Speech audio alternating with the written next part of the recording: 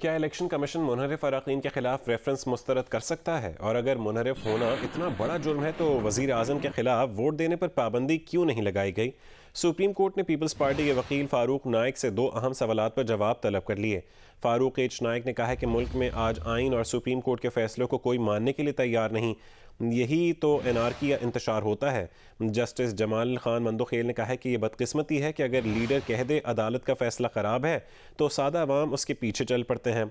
Senior जज justice Ejazul Ehsan ने कहा है कि यहाँ ये रवायत है कि यह फैसला हक में आ जाए तो इंसाफ का बोलबाला हो गया, बसूरत दीगर इंसाफ तार तार हो गया। अब्दुल क़य्यूम सिद्दीकी की रिपोर्ट देखिए। सुप्रीम कोर्ट के 5 रुकनी लार्जर बेंच ने आइन के आर्टिकल 63 की तशरीह के सदाती रेफरेंस पर समाअत की।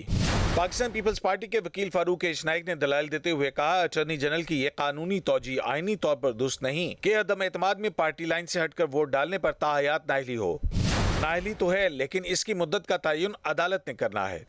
जस्टिस जमाल खान मंदोखेल ने कहा कि क्या आप ये तस्लीम कर रहे हैं कि ज़मीर की आवाज़ पर वोट देना जुर्म है? ये कैसा जुर्म है कि आइन इजाज़त भी देता है और इसकी सज़ा भी है?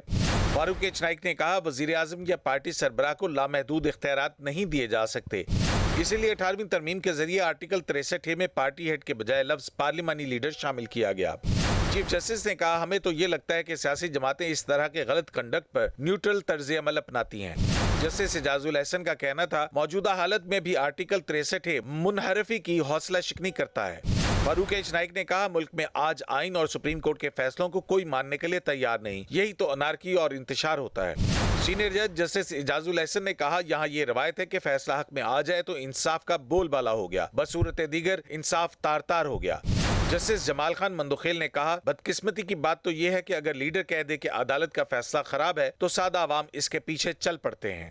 अदालत ने फारूक एच नाइक से दो अहम सवालात के जवाब तलब कर लिए। पहला सवाल यह है कि क्या इलेक्शन कमीशन मुनहरिफ अरकान के खिलाफ रेफरेंस मुस्तरद कर सकता है, और दूसरा सवाल यह कि अगर मुनहरिफ होना इतना बड़ा जुर्म है तो वजीर आजम के खिलाफ वोट देने पर पाबंदी ही क्यों नहीं लगाई गई। सदाती रेफरेंस की मजीद समाअत बुध तक मुलतवी कर दी गई। साथी रिपोर्टर मरियम नवाज के साथ अब्दुल क़य्यूम सिद्दीकी, जियो न्यूज़, इस्लामाबाद।